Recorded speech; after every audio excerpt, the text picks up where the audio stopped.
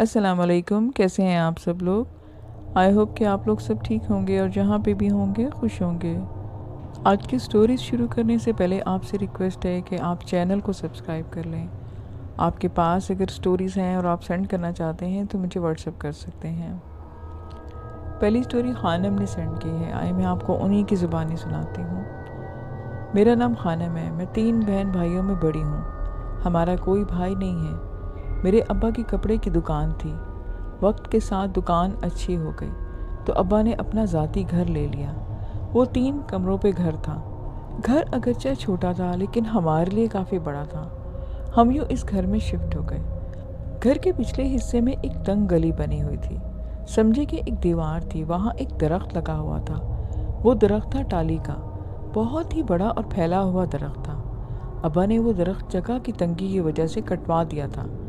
हमें आए हुए अभी कुछ ही देर गुजरी थी कि मुझे पता नहीं क्यों मगरिब के अंधेरे से खौफ आने लगा, जो कि पहले बिल्कुल भी नहीं होता था।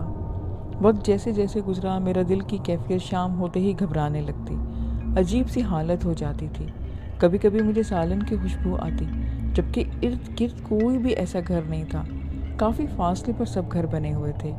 किचन में भी वो नहीं पका होता था जो कि खुशबू मुझे आती थी। और कभी मुझे महसूस होता कि जैसे कोई मुझे देख रहा है। एक दिन मैं अपने कमरे में सोई हुई थी, बहुत ही गहरी नींद में थी, कि मैंने देखा कि कोई दबे पांव अंदर आया है और मेरी बेड की लेफ़्ट साइड पे मुझे देख रहा है। अब ये ख्वाब था या हकीकत, लेकिन मुझे लगा कि कोई बैठा हुआ है और किसी ने मेरे कानों में सरगोशी की। और फिर मुझे ऐसा लगा कि जैसे किसी ने मेरे गाल पे हल्का सा छुआ है। मैं हड़बड़ा कर उठ बैठी थी। अगर ये मेरा ख्वाब था तो मुझे गाल पर हल्का सा दर्द क्यों हो रहा था, जबकि कमरा तो मेरे अंदर से लॉक था। मैंने इसे ख्वाब ही समझा। लेकिन एक दिन मैं घर वालों के लिए चाय बना रही थी। मैंने सबको दी और इसके बाद असर की अजानें शुरू हो गई तो अम्मी और बाकी बहनों ने नमाज की तैयारी शुरू कर दी, क्योंकि अब्बू बिलावजह देर पसंद नहीं करते थे। अब्बू चाय पीकर मस्जिद चले गए। मैंने बर्तन संभाले और वज़ू करके नमाज के लिए कमरे में गई तो मुझे ऐसा लगा जैसे कि मेरा पाँव मन मन का भारी हो गया है और मुझसे चला नहीं जा रहा था। मैं बावजूद कोशिश के चल नहीं पा रही थी। फिर कुछ देर के बाद मुझे किसी ने हल्का सा धक्का दिया। मैं गिरते गिरते बची। अम्मी ने मुझे यूं देखा तो गुस्से से बोली कि क्या हो गया है तुम्हें, नमाज पढ़ो। यूं मैं नमाज के लिए जैसे ही मुसल्ले पर खड़ी हुई तो मुझे लगा कि मेरी पीठ पे पीछे कोई खड़ा है। मैंने मुड़कर देखा तो कोई नहीं था। दौरान सजदा मुझे किसी ने कमर पर ठोकर मारी। मैं डर गई थी। जल्दी जल्दी मैंने नमाज पढ़ी, सलाम किया और दुआ मांगी और अपने कमरे से बाहर आ गई। अब मैं अकेले कमरे में सोना छोड़ दिया था। मैंने सारी बात अपनी अम्मी को भी बताई थी तो उन्होंने कहा कि ये वहम है सब तुम्हारा। तुम इस नए घर में आई हो तो शायद तुम्हें ऐसा महसूस होता है। तुम डरो मत और बस सूरतें पढ़ा करो। एक रात मैं और मेरी बहनें सोई हुई थी। फ़ोन की बेल बजी। मैं उठ बैठी। उस वक्त घरों में लैंडलाइन फ़ोन हुआ करते थे। मोबाइल फ़ोन किसी किसी के पास ही होते थे। बेल काफ़ी बार बजी लेकिन फिर बंद हो गई थी। सुबह मैंने सबको बताया तो किसी को भी आवाज़ नहीं सुनी थी। खैर मैंने समझा कि सब गहरी नींद में होंगे, इसीलिए जबकि मैं जाग रही थी तो शायद मुझे ही आवाज़ आई। एक दिन मैं किचन में दोपहर का खाना बना रही थी, क्योंकि अब्बू को दुकान पर खाना पहुंचाना होता था, इसलिए हम खाना जल्दी ही पका लेते थे। मैंने सब्ज़ी काटी और पानी में रखा और मसाला तैयार करने लग गई। छोटी दोनों बहनें स्कूल गई हुई थी। अम्मी ने सिलाई मशीन रखी हुई थी और इतने में बाहर का दरवाज़ा ज़ोर ज़ोर से बजा। मैंने ऊंची आवाज़ में अम्मी को कहा तो अम्मी ने कहा कि कोई भी नहीं है। मैंने बाहर निकलकर दरवाज़ा खोलने लगी तो अम्मी ने फिर कहा कि बेटा क्या हुआ, अब कौन आया है। मैंने दरवाज़ा खोला तो वहाँ पे कोई भी ना था। मैंने फिर कहा कि अम्मी दरवाज़ा बजा था। अम्मी ने मुझे बहुत गौर से देखा और कहा कि बेटा दरवाज़ा नहीं बजा था, ये तुम्हारा वहम है। अब वो मुझे कुछ देखकर परेशान नज़र आ रही थी। उन्होंने मुझे कहा कि बेटा सूरतें पढ़ा करो जो मैंने तुम्हें बोली थी। कुछ न कुछ मेरे साथ अनहोनी होती ही रही। कभी यूँ लगता कि सहन में कोई चल रहा है और जैसे बहुत सारे लोग मिलकर बातें करते हैं। अक्सर मुझे किसी के अपने साथ होने का एहसास होता। मैंने बहुत बार अपने घर वालों को बताया लेकिन किसी ने भी इसको मेरी बात को अहमियत न दी। सब ने इसे मेरा वहम ही समझा। अम्मी ने तो मेरी इस परेशानी का हल शादी ही समझा। यूँ ख़ानदान से काफ़ी रिश्ते आने लगे, लेकिन जब मुझे कोई देखने के लिए आता तो मैं बुरी तरह से गिरती या मुझे बहुत तेज़ बुखार हो जाता। यूं ही ये सब सिलसिला चलता रहा। एक दिन मैं नहाकर बाल सुखाने सहन में बैठी हुई थी। सब घर वाले भी मेरे साथ ही थे कि मुझे सिगरेट के धुएं की स्मेल आई। कोई सिगरेट पी रहा था, लेकिन जबकि मेरे अब्बू सिगरेट नहीं पीते थे। मैंने दिल में अपने सोचा कि कब तक मेरे साथ ऐसा होता रहेगा। मुझे कान में आवाज़ आई, एक अजीब सी आवाज़ जैसे नाक से बोली गई हो और कोई गुस्से से घुर्रा रहा हो। मैं डर गई थी। फिर किसी ने मेरे बाल पकड़कर खींचे। मैं डर कर अंदर भागी और अम्मी को बताया। अब अम्मी भी तंग आ चुकी थी। उन्होंने मुझे डॉक्टर को दिखाया। डॉक्टर ने कहा कि सब नॉर्मल है, कोई भी मसला इसके साथ नहीं। एक दिन मैं सोई हुई थी, रात को किसी ने मेरे मुंह पर ज़ोर से ऐसे हाथ रखा कि मेरा पूरा मुंह बंद हो गया था। मैंने हाथ हटाने की बहुत कोशिश की, लेकिन इसकी गिरफ्त बहुत ही सख्त थी और हाथों पर उसके बाल थे। फिर मैंने दिल से आयात पढ़ना शुरू कर दी तो हाथ की गिरफ्त ढीली हो गई और वो वहाँ से हट गया। लेकिन उस रात में बहुत ज़्यादा खौफ सता रही। मेरी खाला हमारे घर आई। मैंने सब उनको बता दिया क्योंकि मेरी खाला से बहुत बनती थी। उन्होंने कहा कि मुझे पता है कि आपा इन बातों पर यकीन नहीं रखती, मगर तुम मेरे साथ चलना, देखना कि सब ठीक हो जाएगा। यूँ मेरी खाला मुझे बाज़ार का कहकर अपने साथ एक आमिल के पास ले गई और उनको सब बताया। उन्होंने मुझे कहा कि मुझ पर जन्नात का असर है। अच्छा हुआ कि तुम अभी आ गई, वरना तुम्हारी मौत पक्की थी और चाँद की 14 तारीख को ये नहीं बचती। उन्होंने मुझे एक कमरे में अकेला दायरा खींचकर अंदर बिठाया और कहा कि अपनी आंखें बंद रखना, जब तक मैं ना बोलूं इनको नहीं खोलना। कमरे में अंधेरा था, आमिल बाबा और मैं ही थे। वो कुछ पढ़ रहे थे। मुझे बहुत अजीब अजीब सी आवाज़ें सुनाई दी, जैसे कि बहुत सारे लोग मेरे इर्द गिर्द जमा हों। फिर उन्होंने मुझे आंखें खोलने का कहा। मैंने जैसे ही आंखें खोली, कमरे में मध्यम सी रोशनी थी। मैंने अजीब खलकत देखी, छोटे गर्द गिट्ठे जिस्म वाले और बालों से भरा बदन। वो काफ़ी हद तक बंदरों से मिलती जुलती मखलूक़ें थीं। आंखें छोटी और चमकदार थीं। मध्यम रोशनी में वो काफ़ी तादाद में थे और मुझे नज़र आ रहे थे। इतने में आमिल की आवाज़ कमरे में गूंजी कि कौन हो तुम और क्या चाहते हो। अजीब सी आवाज़ से इनमें से एक बोला। आवाज़ बिल्कुल साफ़ नहीं थी। आवाज़ ये आई कि हमें लड़की चाहिए, ये हमें पसंद आ गई है। और सब मेरी तरफ बढ़ने लग गए। वो सब मुझे देख रहे थे, जबकि मैं बहुत ही ज़्यादा डरी हुई थी। इतने में आमिल की आवाज़ गूंजी कि चले जाओ, वरना हज़रत सलमान तुम्हें नहीं छोड़ेंगे, तुम्हारा खात्मा हो जाएगा। फिर आवाज़ आई कि नहीं जाएंगे, हमारा घर है, दरख्त इन लोगों ने काटा। आमिल बाबा उठे और इनका हाथ में पानी था। उन्होंने इन पर छिड़का, जिससे उनकी चीखें आने लगी। तुम काफिर हो और काफ़ी जिनों के ख़िलाफ़ हज़रत सलमान ने जंग की थी। वो चीखें मारते हुए एक एक करके गायब होना शुरू हो गए। इसके बाद आमिल बाबा हमारे घर आए। उन्होंने आबे ज़मज़म का पानी चारों कोनों में छिड़का, हमें पीने के लिए भी दिया और तावीज़ हमें पहनने के लिए दिए। उनके कहने के मुताबिक ये जन्नात काफिर थे और ये इनका पूरा गिरोह था, जो धीरे धीरे मुझे नुकसान पहुंचाकर मारना चाहते थे। और घर काफ़ी अरसे से बंद था, तो ये इनका यहाँ पर बसेरा था। खैर, हमने इसके बाद घर में कुरान ख़वानी करवाई और फिर सब कुछ ठीक हो गया। लेकिन मैं बहुत अजियत से गुजरी थी, जो मुझे शायद कभी भी ना भूले। मेरा नाम ताहिरा है और ये 1984 की बात है। हम 4 बहन भाई थे। हमारा दूसरे नंबर पर भाई था, जमील उसका नाम था। उसकी उम्र 5 बरस की थी। एक दिन वो बहुत बीमार हुआ और इसी में उसकी मौत भी हो गई। हमारे घर कोहराम मच गया था, क्योंकि वो घर भर का लाडला बच्चा था। मुझसे 2 साल ही छोटा था। हम इकट्ठे खेलते थे, बहुत ही अच्छा था। जब वो चला गया तो घर भर की खुशियाँ भी अपने साथ ले गया। हम सब इसके जाने के बाद बहुत उदास हो गए थे। मुझे याद है कि सबसे छोटा भाई जमील के साथ बहुत प्यार करता था और वो अपनी तोतली ज़ुबान में इसका पूछता और घर भर में इसे ढूंढता रहता। जब वो इसका नाम लेकर पुकारता तो हम सब रोते थे, क्या बताते कि वो अब कभी नहीं आएगा। यूं ही दिन गुजरने लगे। हमारा दरवाज़ा किसी ने ज़ोर ज़ोर से पीटा। मेरा छोटा भाई खेल रहा था। वो बोला कि जमील आ गया है, क्योंकि वो उसे भूल नहीं सका था। मेरी अम्मी ने जब दरवाज़ा खोला तो वहीं एक बच्चा खड़ा था, जिसकी शक्ल, कद, रंगत, हत्ता कि आंखें तक मेरे भाई जमील से मिलती थी। अम्मी ने इस बच्चे को बिना सोचे समझे अंदर बुला लिया। उनकी ममता थी, जिसकी वजह से बच्चा मुस्कुराता हुआ अंदर आ गया। हम बहन भाई भी इसे देखकर खुश हो गए कि जैसे जमील आ गया हो। वो बच्चा आते ही हमसे बिल्कुल जमील की तरह बर्ताव करने लग गया, जैसा कि अरसे बाद घर आया हो और हमसे मिल रहा हो। अम्मी ने इसे कितनी बार सीने से लगाया था, चूमा था। हम सब इसे प्यार कर रहे थे कि अब्बू घर आए। वो भी हैरान थे। लेकिन अब्बू ने जब पूछा कि ये बच्चा कौन है और कहाँ से आया है, तो हम सब जैसे होश में आ गए। हमें याद आया कि जमील तो मर चुका है, तो ये कौन है। بچہ بولا اور کہا کہ وہ اجمل ہے، یعنی نام بھی اس کا ملتا جلتا تھا۔ ابو نے اس سے پوچھا۔ ہم نے محسوس کیا کہ کچھ بچہ نارمل نہیں ہے، وہ ہکلا کر بول رہا تھا، لیکن اس کی مشابہت بہت زیادہ ہمارے جمیل سے تھی۔ بچے نے بتایا کہ وہ اپنے گھر سے آیا ہے، وہ یہاں بھاگ کر پہنچا ہے۔ اس کے باپ نے اس کی ماں کو چھریاں ماری ہیں۔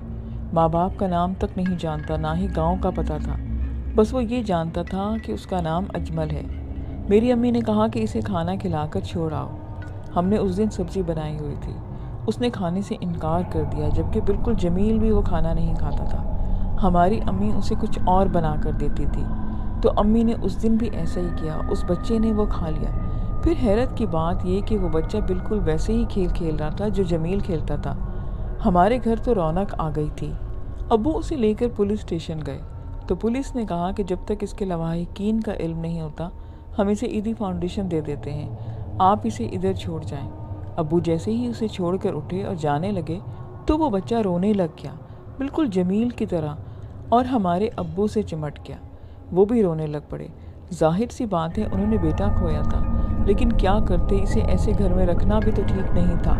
تو پولیس والوں نے کہا کہ آپ ایسا کریں، اسے اپنے گھر پر رکھیں، جیسے ہی اس کے لواحقین کا علم ہوگا ہم آپ سے کانٹیکٹ کر لیں گے۔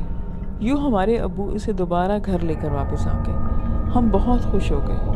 حیرت دیکھی کہ اسے اپنے کھلونوں کا بھی علم تھا۔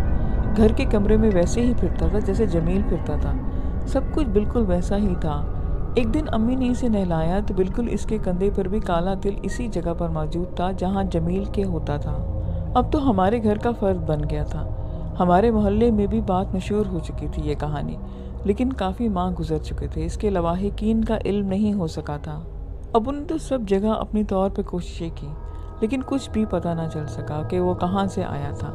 ہم بھی بہت خوش تھے۔ مجھے یاد ہے کہ اخبار میں بھی ایک فیچر چھپا تھا، اجمل کی کافی پکچرز بھی چھپی تھیں، بات کافی مشہور ہوئی تھی، لیکن اس کے لواحقین کا علم نہیں ہو سکا تھا۔ وقت گزرتا جا رہا تھا، ہم اسے جمیل مان چکے تھے۔ ہمارے ابو البتہ تیار تھے کہ اسے کبھی نہ کبھی کوئی لینے آ جائے گا، جو کہ اب ممکن نظر نہیں آتا تھا۔ جب دوسرا سال گزرا تو کوئی بھی اسے لینے نہیں آیا۔ ابو نے پھر اسے اپنا بیٹا مانا اور اسے اسکول داخل کرا دیا، لیکن وہ کچھ دماغی طور پر مکمل نارمل نہیں تھا۔ اس کا علاج کروایا تو کافی فرق پڑا تھا، خاص طور پر اب وہ مکمل بولنے لگ گیا تھا۔ ہم سب اکٹھے کھیلتے اور کھاتے پیتے تھے۔ چھوٹے بھائی کے ساتھ بھی اس کا رویہ ویسا ہی تھا جیسے جمیل کا ہوتا تھا۔ وقت گزرا، اب ہم سب بہن بھائی بڑے ہو چکے تھے۔ میری اور میری بہن کی شادی ہو گئی تھی، ابو ہمارے فوت ہو گئے تھے، امی بیمار رہنے لگ گئی تھیں، اجمل کام پر جاتا تھا، پڑھائی میں کچھ خاص نہیں تھا، میٹرک بھی نہ کر سکا تھا۔ دکھ تو یہ تھا کہ سب گھر والے اور سب رشتہ دار جانتے تھے کہ وہ ہمارا سگا نہیں ہے، اس لیے رشتے چھوٹے بھائی کے آتے اجمل کو کوئی بھی برادری میں رشتہ دینے کو تیار نہیں تھا۔ امی بہت بیمار رہتی تھیں۔ اب ہم سب بہن بھائیوں کی شادی ہو گئی تھی، گھر میں کام کاج کے لیے عورت کی ضرورت تھی، تو امی نے چھوٹے کی شادی کر دی، جبکہ اجمل بہت اچھا بیٹا ثابت ہوا تھا، بہت خدمت گزار تھا۔ پھر امی کی بھی ڈیتھ ہو گئی، لیکن اب اجمل بہت خاموشی سے زندگی گزار رہا تھا۔ ایک دن ہمیں پتہ چلا کہ وہ کسی وین سے گھر واپس آ رہا تھا کہ اس کا ایکسیڈنٹ ہو گیا، اور یہ کہ اس وین میں کوئی بھی مسافر نہیں بچا۔ ہمارا اجمل بھی ہمیشہ کے لیے ہمیں چھوڑ کے چلا گیا، جبکہ میں نے تو غیر برادری میں اس کے لیے لڑکی بھی دیکھ لی تھی، سوچا کہ شادی کر دوں گی، اس سے بات بھی کر لی تھی، وہ تیار تھا، لیکن قدرت کو منظور نہیں تھا کہ ایسا ہو۔ یوں وہ بھی جمیل کے پاس چلا گیا تھا۔ ماں باپ تو نہیں رہے تھے، لیکن ہم بہن بھائی تھے جنہوں نے دوبارہ جمیل کو کھو دیا تھا، وہ بھی بھری جوانی میں چلا گیا۔ میں اکثر یہ بات سوچتی ہوں کہ پتہ نہیں وہ کون تھا اور ہمارے گھر کیسے آیا تھا، یا کوئی چھوڑ کے چلا گیا تھا۔ بہت سے سوالات تھے جن کے جوابات آج تک نہ مل سکے۔ آج کی لاسٹ سٹوری زاہدہ نے ملتان سے سینڈ کی ہے۔ میرا نام زاہدہ بانو ہے، یہ کہانی ہماری ہے۔ میں مڈل کلاس گھر سے تعلق رکھتی ہوں۔ 6 بہن بھائیوں میں سب سے چھوٹی تھی اور لاڈلی بھی بہت تھی۔ تینوں بہنوں کی شادیاں ہو گئی تھیں اور بھائیوں کی بھی، میں صرف رہ گئی تھی۔ شکل صورت میری اچھی تھی، کافی رشتے آتے تھے، لیکن گھر والوں کو کوئی پسند نہیں آتا تھا۔ میرا خالہ زاد کزن اسد مجھے بہت زیادہ پسند کرتا تھا۔ بچپن کی ہماری دوستی کب اس کے دل میں محبت بنی مجھے خبر نہیں ہوئی، جبکہ میں اسے ایسے ہی عام کزن کی طرح ٹریٹ کرتی تھی۔ اس کی تعلیم بالکل معمولی سی تھی کیونکہ وہ اس میں انٹرسٹ نہیں لیتا تھا۔ اب اس نے گاڑیوں کا کام سیکھنا شروع کر دیا تھا، جبکہ میرے گھر والے کسی بڑے فیملی میں میرا رشتہ کرنا چاہتے تھے۔ یوں ایک رشتہ میرے لیے آیا۔ لڑکا کسی فرم میں جاب کرتا تھا، اچھے کھاتے پیتی فیملی کے لوگ تھے۔ یوں اسد میرے کزن نے مجھے بتایا کہ وہ مجھ سے شادی کرنا چاہتا ہے۔ میں نے اسے صاف انکار کر دیا کہ میرے گھر والے کبھی نہیں مانیں گے، اور میرا رشتہ بھی تقریباً فائنل مراحل میں تھا، جسے سن کر وہ بہت زیادہ دکھی ہو گیا۔ خیر میری شادی ہو گئی۔ احمد میرے شوہر پڑھے لکھے آدمی تھے۔ ان کی چھوٹی سی فیملی تھی، ساس سسر اور میرے میاں کی 2 بہنیں تھیں جن کی شادیاں ہو چکی تھیں۔ گھر اپنا تھا، گاڑی بھی تھی، بہت پیار کرنے والے ہسبینڈ تھے۔ کچھ ماہ اچھے اور خیریت سے گزر گئے، لیکن ایک دن مجھے اچانک عجیب سا خوف محسوس ہوا جو کبھی پہلے نہیں ہوا تھا، جیسے کہ کوئی مجھے اپنی نظروں میں رکھے ہوئے ہے۔ خاص طور پر جب میں اکیلی ہوتی تو ایک عجیب سا احساس ہوتا۔ کچھ دن گزرے تو مجھے ایسا لگا کہ جیسے کوئی میرے ساتھ سرگوشیاں کر رہا ہو۔ مجھے بہت عجیب سی شکلیں اور خواب میں عجیب سے دکھائی دینے لگے۔ بہت سی چیزیں مجھے خواب میں نظر آتی، وہ غیبی چیزیں میرے پیچھے لگی ہوئی ہوتی۔ دھیرے دھیرے وہ خوف ڈر بڑھتا گیا۔ بیٹھے بیٹھے میں چونک جاتی تھی۔ میری اس بدلتی کنڈیشن کو میری ساس نے بھی نوٹس کیا۔ انہوں نے مجھ سے پوچھا تو میں نے ان کو سب بتایا۔ وہ بولی کہ تمہیں نظر لگ گئی ہے اور کچھ بھی نہیں ہے۔ انہوں نے 7 مرچیں لیں اور میرے سر پہ سے واری۔ کچھ بھی نہیں ہوا۔ جب انہوں نے مرچیں جلائیں تو اتنی گندی اسمیل کمرے میں اٹھی کہ آپ مت پوچھیں۔ میری سانس کا ماتھا ٹھنکا کہ ایسا نہیں ہونا چاہیے، یہ سب ٹھیک نہیں ہے، مرچوں کے جلنے کی ایسی بدبو نہیں آتی۔ لیکن میرے میاں کو یقین نہیں آیا تھا۔ مرچوں کو جلانے کے بعد میری طبیعت بہت زیادہ خراب ہو گئی، تیز بخار ہو گیا۔ ڈاکٹر بھی گھر آیا، اس نے کہا کہ آرام کرے۔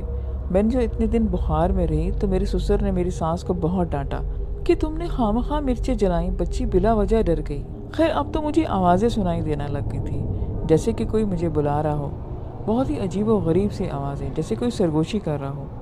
ایک دن ہمارے کام والی صفائی ختم کر کے باہر جانے لگی اور پھر مڑ کر واپس آئی۔ اس نے مجھے کہا کہ باجی آپ کا دوپٹہ گیٹ کے باہر پڑا ہے۔